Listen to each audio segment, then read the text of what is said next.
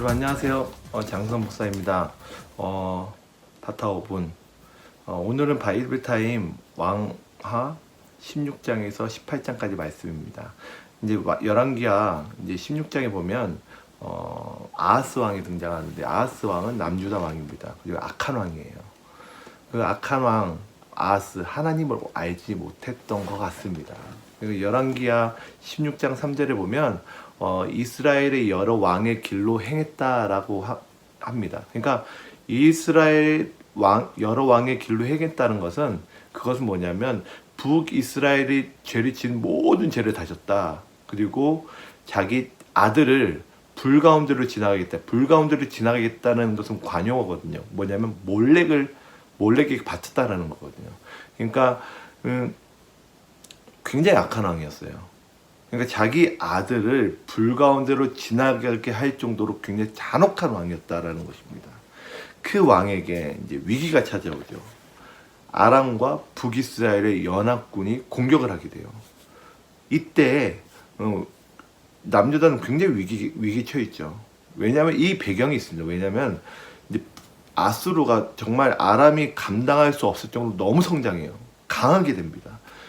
이제 그러다 보니까 아람 혼자 감당할 수 없어서 북이스라엘과 연합을 하게 돼요.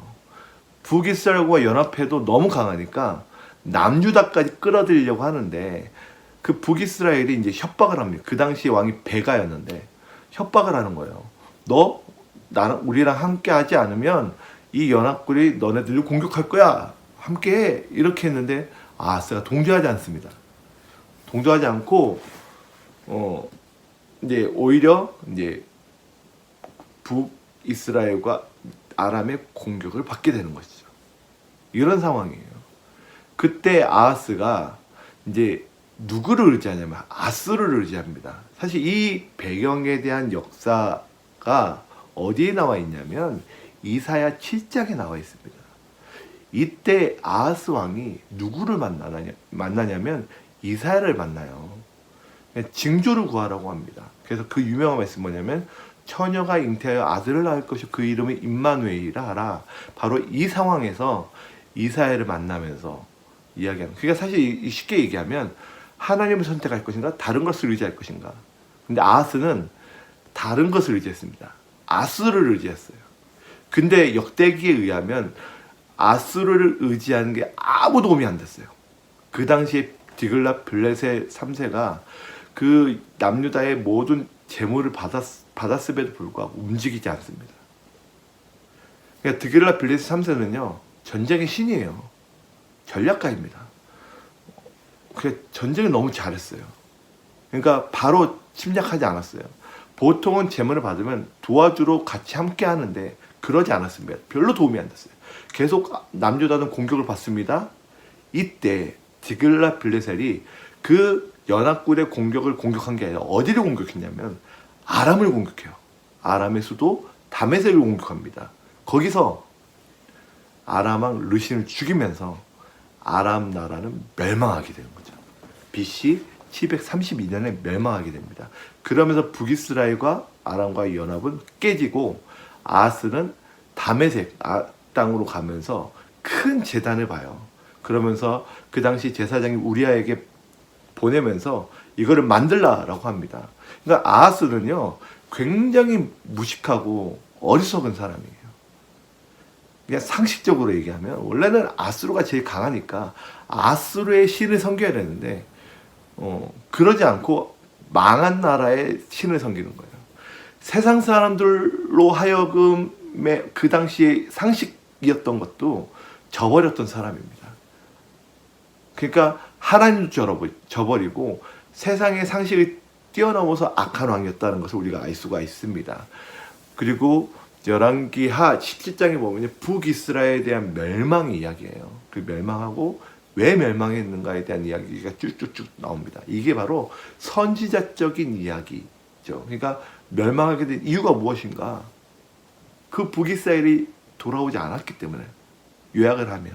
그리고 아수르가 북이스라엘을 멸망시키면서 뭘 했냐면, 일반적으로 나라를 멸망시킬 때 어떻게 하냐면요, 섞어요. 이주 정책을 합니다. 집을 떠나게 해요. 다른 곳에 살게 해요. 그리고 섞이게 합니다. 섞이면서 어떻게 하냐면 이제 섞이면서 북이스라엘은 더 이상은 이스라엘이라는 이름을 쓰지 못합니다. 뭐라고 하냐면 사마리아인이라고 합니다. 이때 사마리아인의 탄생의 기원이 나오는 거죠. 그러니까 더 이상은 북이스라엘은 회복하지 못해요. 남유다는 회복하죠. 그러니까 북이스라엘은 절대 회복하지 못합니다. 그걸 봤을 때에 정말 하나님의 그 신실하심이 어디까지 있는가. 하나님은 우리 복에 대해서 신실하세요. 꼭 지키시고 우리에게 보호 주십니다. 그러나 하나님을 떠났을 때에 그 저주에 대해서도 신실하신 분이라는 것을 우리가 기억했으면 좋겠습니다. 그리고 열왕기하 18장에 보면 히스기야 종교개혁이 나오고요. 그 종교개혁과 이어서 바로 나오는 게 아수르의 공격을 당하게 되는, 그 당시에 아수르의 왕은 사네립이었습니다. 그 공격을 받게 됩니다. 그 공격을 받으면서 히스기야는 그 아버지 아하스와 무엇이 다른가? 물론 히스기야는 선한 왕이죠. 선한 왕입니다. 선한 왕임에도 불구하고 똑같은 대치 상황, 아수르의 그 강대국에서 똑같은 대치 상황에서 히스기야는 무엇을 선택하는가, 그 관점에서 보시면 이제 유익할 것 같습니다. 그리고 참 재밌는 것은 아하스는 악한 왕이에요. 그 악한 왕 밑에서 선한 히스기야가 탄생이 돼요. 여러분들 꼭 기억하세요. 아버지가 악하더라도 그 자녀는 선할 수 있습니다. 선한 자녀가 나올 수 있어요. 대를 이어서 악을 행한다? 성경에서는 절대 그렇지 않습니다. 반대로 아버지는 선하지만 그 자녀는 악할 수 있다는 거예요. 그러니까 다음 세대가 너무 중요합니다. 신앙을 이어가는 게 얼마나 중요한지 모르겠습니다. 그러니까 여러분들 우리가 이 말씀을 그 관점에서 묵상하시고 오늘 하루 승리하시기 바랍니다. 감사합니다.